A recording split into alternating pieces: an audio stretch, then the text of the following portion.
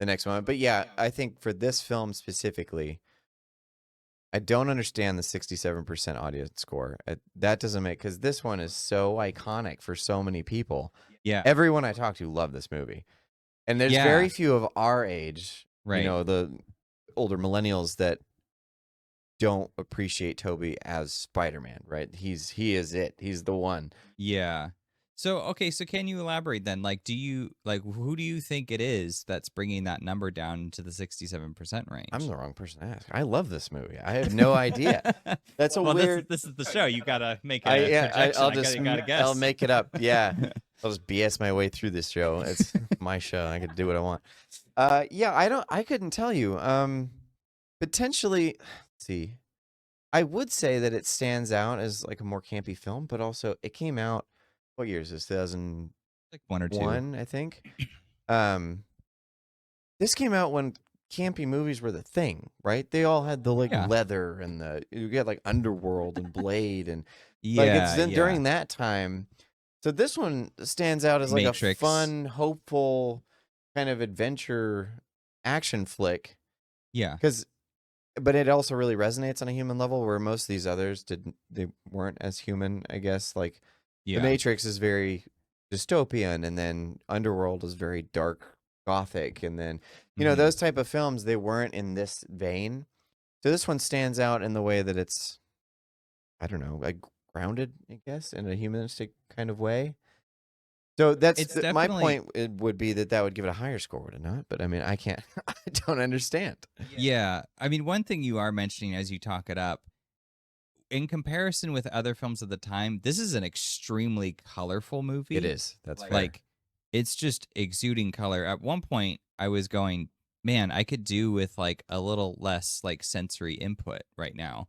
And I was like, how many scenes do I actually get like at night?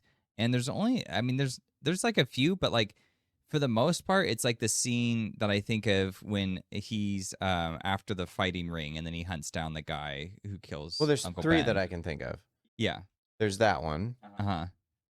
His conversation with Mary Jane. Yeah, when they make out or whatever, and then the third one when he fights the goblin. Yeah, like the low moments of the character. Yeah, I mean, there's also the conversation he has when he's dumping the trash and he's talking with Mary Jane.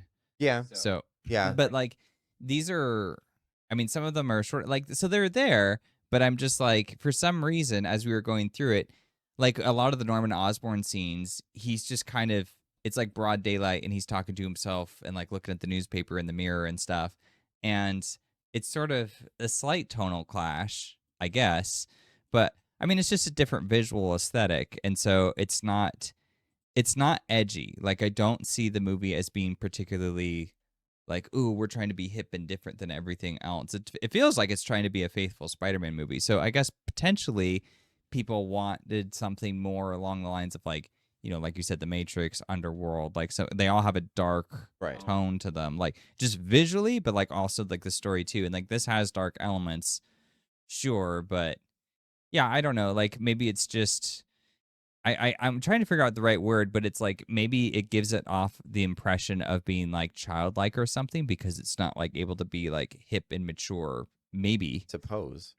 I suppose because of that contrast, what people are used to, they're just going to be naturally critical. But even, I mean, I'm looking at some of these audience reviews here, and they're all like super positive.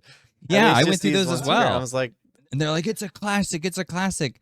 Where are the numbers to back that up? Yeah. Well, the critics too. To me, the only marvel about this Marvel Comics cinema hero is that Americans should be going to see him in such large numbers. Oh, okay. I guess that seems like a critique. Yeah, but like a weak one. Yeah. Well, that's just them trying to be fanciful language to say that they didn't like the movie and they don't get the hype. And I can think about other movies that would fit that better. But yeah, I mean, fair. I don't understand. Maybe I can find. I'm going to see if I can find one. I want to see if I can. Okay, we're on the hunt. Give us one bad review from an audience. Not that great, but I enjoyed it. How was that? The OG Spider-Man. What more could you ask for? CGI is so good. Best thing about this is how well Sam captures the essence of the original comments. Okay. Film. What a good built up for such an ending. Best Spider-Man character. Yeah, This is why I even don't that like top one is audience like reviews. It's stuff like it's that. still good.